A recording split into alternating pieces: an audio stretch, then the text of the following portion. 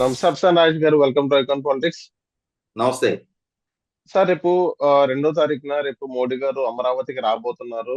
So a good news చెప్పబోతున్నారు అమరావతి ప్రజల ప్రాంతానికి కానీ ఆంధ్ర రాష్ట్రానికి కానీ? ఇప్పుడు 2015 అక్టోబర్ 22 విజయదశమి రోజు ప్రధానమంత్రి నరేంద్ర మోడీ గారి చేతుల మీదుగా విభజన జరిగిన రాష్ట్రానికి రాజధానిగా నిర్ధారణ చేయబడిన అమరావతి నగర నిర్మాణానికి శంకుస్థాపన చేయబడింది. ఆ రోజున ఒక పండగ వాతావరణంలో నరేంద్ర మోడీ గారి చేతుల మీదుగా జరిగిన ఆ శంకుస్థాపన కార్యక్రమానికి నేను కూడా హాజరయ్యాను. నాకు వివిఐపి పాస్ దొరకటంతో చాలా క్లోజ్ యాక్సెస్ గానే ఆ సభలో, అంటే సభా వేదికకి చాలా క్లోజ్ యాక్సెస్ లోనే నేను కూడా ఆసీనయ్యి అక్కడ కార్యకలాపాల మొత్తాన్ని కూడా వీక్షించడం జరిగింది. ఆనాడు రాష్ట్రం మొత్తం ఒక ఎమోషనల్ గా ఫీల్ అయ్యి, ఇది మన ఇంటి శంకుస్థాపన, ఎవరికి వాళ్ళు ఇది మన సొంత ఇంటి శంకుస్థాపనగా ఫీల్ అయ్యారు. రాష్ట్ర వ్యాప్తంగా అన్ని ప్రాంతాల నుంచి, అన్ని మతాలకు సంబంధించిన హిందువులు ఆలయాల నుంచి పవిత్రమైన మట్టి నీరు సేకరించారు. ముస్లింలు నమాజ్ చేసి మసీదు ప్రాంగణాల నుంచి పవిత్రమైన మట్టి నీరు సేకరించారు. క్రైస్తవులు చర్చి ప్రాంగణాల నుంచి వాళ్ళు ప్రార్థన చేసుకొని పవిత్రమైన మట్టి నీరు సేకరించి వాటిని అన్నిటినీ అమరావతి ప్రాంతానికి శాస్త్రోక్తంగా తరలించి ఇక్కడ పూజాధికారులు నిర్వహించి ప్రధానమంత్రి గారి చేతుల మీదుగా శంకుస్థాపన చేయబడింది. అంత శాస్త్రోక్తంగా శంకుస్థాపన చేయబడింది కాబట్టి తర్వాత 2019 తర్వాత జగన్మోహన్ రెడ్డి గారు ప్రభుత్వం ఆ రాజధాని అనేది లేకుండా చేయాలి అని చెప్పని అక్కడ కట్టడాల నిర్మాణాలని స్తంభింపజేసి రాష్ట్రానికి రాజధాని లేని ఒక అనిశ్చిత స్థితి సృష్టించాలని చెప్పిన ప్రయత్నం చేసినా కూడా అమరావతి మాత్రమే ఏకైక రాజధానిగా నిటారుగా నిలబడింది. జగన్మోహన్ రెడ్డి గారి కుట్రలకి, కుతంత్రాలకి, విద్వేషపూరిత చర్యలకి తాత్కాలికంగా బలైనట్టు కనిపించిన అంతిమంగా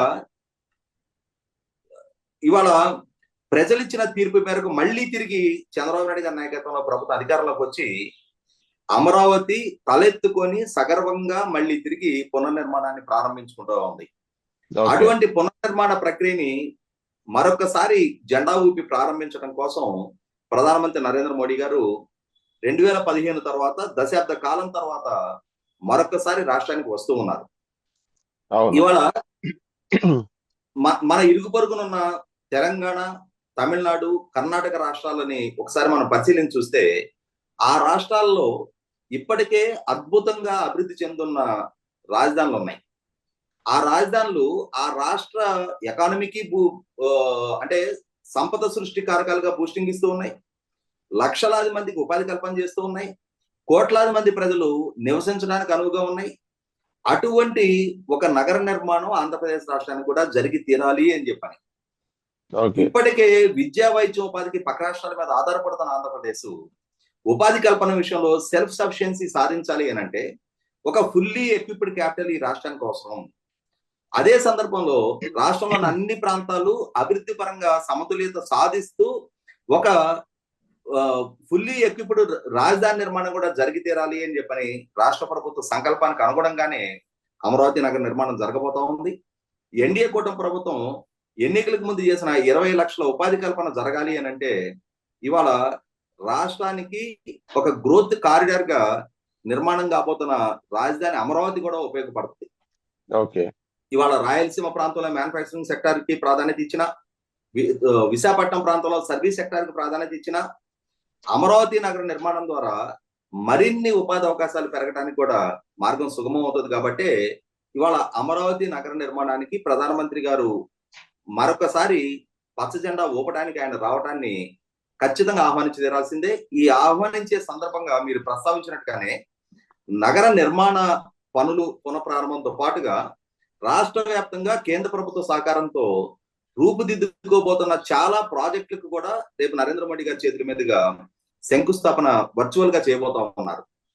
ఖచ్చితంగా ఎన్డీఏ కూటమి ప్రభుత్వం పదవి బాధ్యతలు చేపట్టిన తర్వాత పారిశ్రామికీకరణ పరంగా పెద్ద పెద్ద పెట్టుబడులు రాష్ట్రం వైపు అడుగులేస్తూ ఉన్నాయి. కేంద్ర ప్రభుత్వం కూడా ఇతోదికి సహకారం అందిస్తా ఉంది. అలాగే రాయలసీమ ప్రాంతంలో ప్రధానంగా Kopparthi and Orakallu industrial notes ని అభివృద్ధి పరచడం ద్వారా అక్కడ యువతకి మ్యానుఫ్యాక్చరింగ్ సెక్టార్ వైపు ఉపాధి కల్పనకు ఆస్కారం కలుగుతూ ఉంటది. ఇటువంటి నేపథ్యంలో ప్రధానమంత్రి గారి రాక 100% ఆహ్వానించదగ్గ విషయం. అయితే ఇక్కడ ఒక అంశం ఏంటి అంటే నేను చెప్పదలుచుకున్నది, నరేంద్ర మోడీ గారు, చంద్రబాబు నాయుడు గారు, పవన్ కళ్యాణ్ గారు ఎన్నికలకు ముందు చిల్లూరుపేట దగ్గర బొప్పూడి దగ్గర ఒక సభ నుంచి ప్రసంగించారు. ఆ సభ జరిగిన రోజు ప్రత్యేక ఆహ్వానం మేరకు నేను కూడా హాజరయ్యా. ఆ హాజరైన సందర్భంగా ఆనాడు జగన్మోహన్ రెడ్డి గారి ప్రభుత్వం ఉద్దేశపూర్వకంగా ఆ సభని ఒక ఫెయిల్యూర్ ప్రయోగంగా చిత్రీకరించాలి అని చెప్పనే ప్రయత్నంతో తనకి అనుయాయులుగా ఉన్న కొంతమంది పోలీసు అధికారులతోటి నేరపూరితంగా కుట్రలు పన్ని లక్షలాదిగా ప్రజల్ని సభా ప్రాంగణానికి చేరుకోకుండా తాత్కాలిక ట్రాఫిక్ జామ్ను సృష్టించారు. కొంతమంది పోలీసు అధికారులు దానికి సహకరించారు. అలాగే అప్పటికే లక్షలాదిగా ప్రజలు చేరుకొని ఉన్న నేపథ్యంలో ప్రధానమంత్రి గారు ఆసీనులై ఉన్న వేదికకి ముందు మీడియా గ్యాలరీకి ఇరువైపులా వివిఐపి గ్యాలరీస్ ఉన్నాయి. ఆ వివిఐపి గ్యాలరీలో 3 పార్టీలకి, ఎందుకంటే ఒకటి డయాస్ మీద వచ్చేప్పటికి ప్రధానమంత్రి గారు ఆసీనులై ఉన్న నేపథ్యంలో ప్రోటోకాల్ ప్రకారం చాలా కొద్ది మందికి మాత్రమే వేదిక మీదకి ఆసీనులై ఆస్కారం దక్కింది. ఆ తర్వాత 3 పార్టీలకు సంబంధించిన కీలకమైన సీనియర్ నాయకులు, అప్పటికే 175 నియోజకవర్గాలకి 25 పార్లమెంట్ స్థానాలకి సంబంధించి అభ్యర్థుల ఎంపిక ఖరారు ప్రక్రియ పూర్తయిపోయిన నేపథ్యంలో ఆ అభ్యర్థులు, అలాగే వివిధ స్థాయిలకు సంబంధించిన ప్రముఖులు కూడా ఆ వివిఐపి గ్యాలరీలో ఆసీనులై ఉన్నారు. ప్రధానమంత్రి చంద్రబాబు నాయుడు గారు, పవన్ కళ్యాణ్ గారి స్థాయి నాయకులు హాజరవుతున్న సభలో భద్రతా వ్యవహారాన్ని పర్యవేక్షించాల్సిన పోలీస్ సిబ్బంది పూర్తి స్థాయి నిర్లక్ష్య ధోరణి ప్రదర్శించిన పర్యవసానం ఎటువంటి పాసులు, ఆ ఎంట్రీకి ఎలిజిబిలిటీ లేని వందలాది మంది యువకులు ఆ 2 గ్యాలరీలోకి చొచ్చుకొని వచ్చేసారు. వచ్చి అక్కడ నేను కూడా హాజరై ఉన్నా, నేను గమనించా. వాళ్ళు ఉద్దేశపూర్వకంగా ఒక స్టాంపేడ్ సృష్టించే ప్రయత్నం చేశారు. పోలీసులు చాలా నిర్లిప్తంగా చూస్తూ ఉండిపోయారు. దాని పర్యవసానం అక్కడ జరిగిన తొక్కిసలాటలో ఆడియో సిస్టమ్ దెబ్బతిని ప్రధానమంత్రి నరేంద్ర మోడీ గారు ప్రసంగిస్తున్న సందర్భంగా 4-5 సార్లు ఆయన ప్రసంగాన్ని ఆపేయాల్సి వచ్చింది.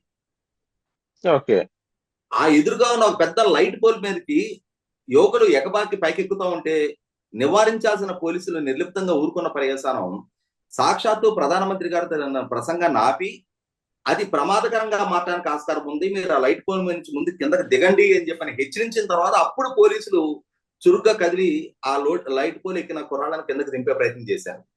ఇటువంటి భద్రతా వైఫల్యాలు గతంలో కళ్ళ ముందు కనిపించే నేపథ్యంలో ఒక రకంగా ఏంటంటే అక్కడ సమీపంలో ఉన్న బొప్పూడి ఆంజనేయ స్వామి ఆశీస్సుల వల్లే అది ప్రమాదకరంగా పరిగణించలేదు. కానీ నేనున్న గ్యాలరీలో అయితే నారా లోకేష్ తో సహా అదే గ్యాలరీలో ఉన్నారు.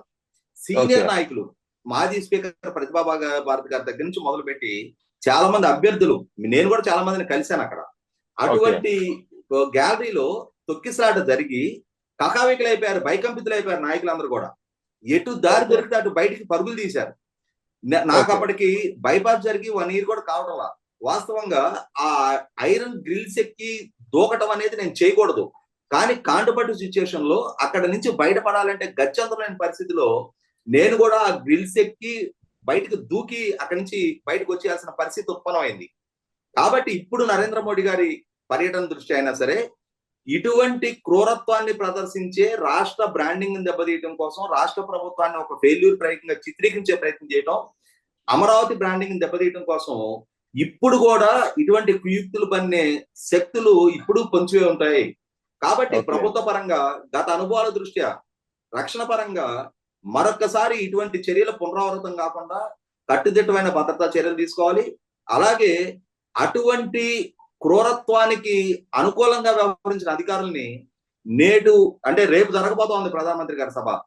ఆ సభ సందర్భంగా వాళ్ళకి ఎటువంటి విధులు కేటాయించకుండా నిర్మోహటంగా వాళ్ళని దూరం పెట్టాలి.